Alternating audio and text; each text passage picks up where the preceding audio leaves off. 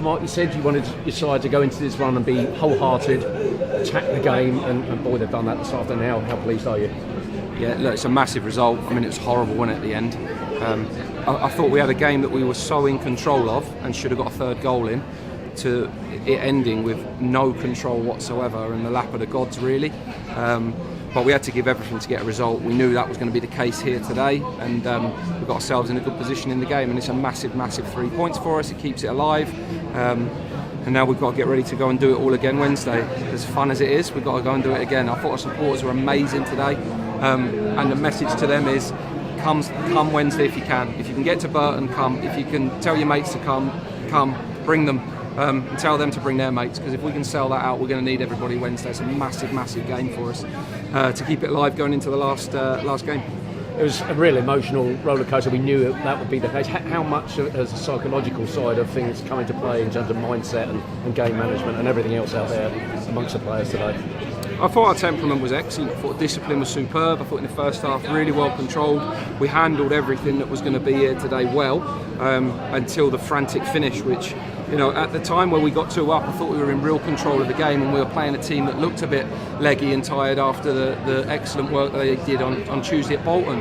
And then the goal gives them some encouragement and gives them something to chase, and it was the Alamo in the end, and we had to try and see it through, and somehow we did. So that was important. We got through that period well. What we've done a lot recently in a lot of big games is when we've had to show up and deliver and win and play well, we have, and we're going to need that 2 more times. First half actually seems like a long time ago. It took a while for the game to set into any kind of rhythm or any pattern, but Harrison Dunk, you know, the man on the spot, great technique actually to put you ahead. And how key was the timing of that goal, Mark? Yeah, it was a brilliant goal and a brilliant timing to go ahead at half time's good. We wasted a set play after that, actually got in a mix up of what we were doing, and they nearly get a counter attack off us, but we can't afford to waste them because our set plays are so strong, we're so good on them. Dunk's scoring again, which was excellent, really good delivery, and well timed. I thought we played the game really well in the first half, because it's a game that you don't get a lot of control. It's really hard. You know, the game is frantic and end to end, disconnected, loads of restarts, and we did well with that. We didn't get overawed in the early part of the game, which can happen, or didn't get blown away. We were really physical when we needed to be, and we found some good moments on the break that we may have done better with. But we were pleased to go in ahead at half time. I think that was really important. Talking about physicality, there was certainly plenty of that early in the second half. 2 or 3 really good chances, a couple for Chattanooga, one for Sam Smith. Took a substitute, George Thomas, to come on and effectively get the winner. How pleased are you for him? Because he's bided his time. He's come back from injury when perhaps we didn't expect him to, but nice to see someone come off the bench to wrap the points up. Yeah, he's got big part to play this week, no question. He's got real good quality. I said he'll win us a game somewhere, and hopefully he'll do it again. I think Fajiri can do the same. You know, players that haven't played so much, I think they can have a big part to play. The timing of the second goal was important. To score the second goal was key, but actually we should have got a second one before that. We were in really good control of the game, and we wasted 1 or 2 moments, but we've got to be clinical in their minutes, win the game when the chance is there to win it. But the second goal was the difference in the end that gave us a cushion to fight and hold on to.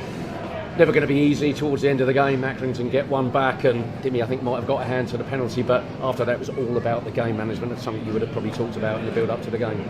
Yeah, and look, frustrated when 7 minutes went up, because I'm not really sure where that came from, to be honest, today. I thought that was miles longer than we were expecting, and then it becomes tough. But Joey does a great job in the corners of the pitch and holds the game up well, and we managed to just get through periods knowing that. We went to a back 5. They end up putting about 8 players in the top line, and you can't stop the ball getting to your box. You just got to hope that you can see it out. But the scrambles at the end were just, horrible. Not good for anyone's heart rate. But we managed to get through it, and it becomes a big 3 points that keeps us alive. After what looked like an absolutely crazy game, MK Dons, who were 4-1 up, Barnsley pulled it back to 4-4. It does go to the last week, and that was your call a few weeks ago. Yeah, take it to the last week, and it's going to go to the last game, so it's up to us to make sure that we're in a good position going into that last game next Sunday, and we need everyone to get behind us on Wednesday and make a right racket there. I thought we were great in that regard today. I had no idea what was going on anywhere else today, until I heard a ridiculous cheer at the opposite side of the pitch, and I thought something might have happened.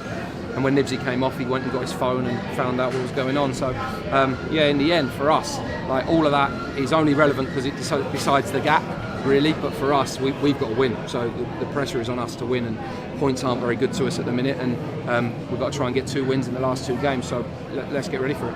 Yeah, picture becoming a little bit clearer going into that game on Wednesday. Not so much looking at the league tables, and obviously no one else playing on Wednesday. What's the plan now between then and Wednesday? Go home and rest, and then get ready to train Monday, Tuesday, prepare for the game best way we can as normal, and we've got to go there and be brilliant. That's it. We've got to go and be outstanding and win the game, and that's the challenge that we've got to put the players under against a team that are equally as tough to play against and make you defend in really similar ways. We've got to go there and be excellent, try and win the game. If we win the game, it puts it into our hands on the last day. And we want to be in the race in the last day, and if we can get ahead of it, then really important. You know, we want to know that it's in our hands on the last day, but we've got to go and be brilliant on Wednesday in order to do that. Yeah, first and foremost, so a win today, that was the call. You'll go home happy, the fans will go home happy. It's been a decent day's work. Everyone does, yeah. Everyone does. Goes home delighted, and I was really pleased to see the boys loving it with the supporters at the end. But at the same time, I was telling them to get off the pitch, because the party's got to happen next Sunday when we've done the job, and we haven't done it yet, but we're giving ourselves a chance. So I like the character and the confidence in the team at the moment, but the consistency needs to be the thing that gets us over the line. So we've got to get ready to go and be brilliant on Wednesday.